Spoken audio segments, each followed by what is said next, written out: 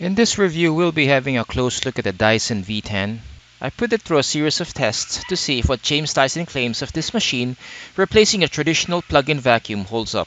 The V10 is one of two new Dyson cordless stick vacuums that is a complete redesign from the older models such as the V7 and V8.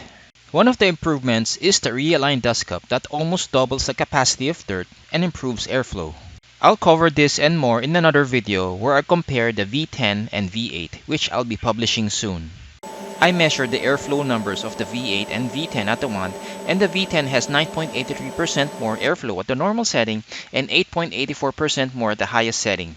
The V10 though has the middle power setting that for me provides the right balance of power and runtime for cleaning carpet. I think this feature separates the V10 from the earlier Dyson cord-free vacuums that only had two power settings. Before I continue, please subscribe and hit that bell icon to get the latest updates every time I publish a new review, and I have a lot in store, so let's get started. First, let's take a look at the pros of this vacuum. One important feature of a cordless vacuum is how long it runs. In the tests I did, the Dyson V10 can run for up to 61 minutes using the crevice tool and up to 4 to 6 minutes using the torque drive head.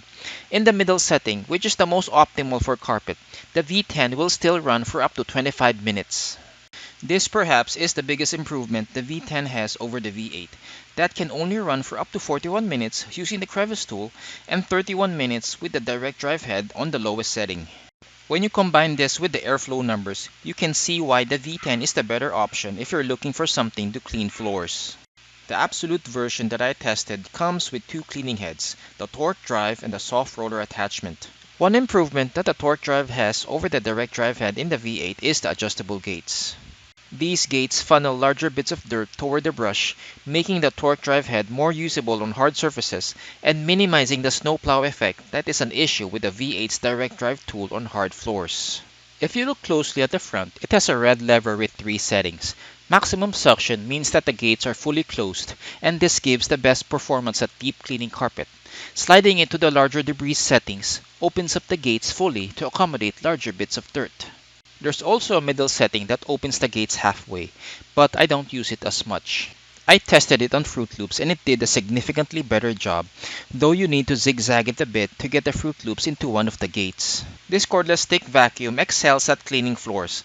I did a total of 20 tests to see how the V10 does at cleaning a variety of debris from small bits of dirt like quinoa and pet litter to large stuff like Fruit Loops, and it did well in the majority of tests. I will not bore you with the numbers, but the V10 scored well over 90% in most of the tests. I especially like how the soft roller attachment gobbles up most of the dirt in a single pass. Please check the review in my blog, which I'll link to below for the full details. The soft roller tool was impressive because even at the lowest setting, it was able to pick up most of the dirt on the initial forward pass. If there's an issue, it would be cleaning large quantities of Fruit Loops. The issue isn't suction or pickup, but the clogging issue, as the suction port isn't big enough to accommodate a large amount of it. However, I doubt that you'll ever have to encounter this much Fruit Loops or Cheerios in your daily cleaning tasks. But cleaning smaller amounts such as this won't be an issue. Aside from that, there were no issues with either cleaning head picking up stuff like Quaker Oats, pet litter, coffee grounds, or quinoa. The torque drive head did well at deep cleaning coffee grounds on medium pile carpet. On two tests I did, it scored an average of 94.4%. I also did a hair wrap test using 1 gram of 5-inch human hair to see if it will wrap around the brush. The results were impressive, at least for this test, as only a few strands of hair got caught up on the brush. Everything else was inside the dust cup and emptying it was easy. Another pro is the large dust cup that can hold up to 0.76 liters of dry dirt. There were no issues with disposing dirt as it has Dyson's hygienic system that pushes dirt down. One quirk is that you need to remove the tube before emptying, which is an extra step. Now let's look at the cons. The larger battery, motor, and dust cup adds to the weight. It may not be much on paper, but the V10 feels heavier than the V8 if you hold it above the waist with the extension tube attached. It is also noisy, reaching up to 78.7 decibels when I measured it with the sound meter.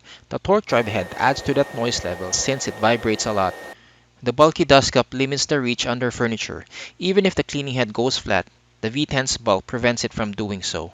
Lastly, this product is very expensive. The V10 costs almost twice as much as similar products from Shark and Bissell. What I like about the Dyson V10 is its ability to clean floors effectively, almost as well as an upright to a certain extent.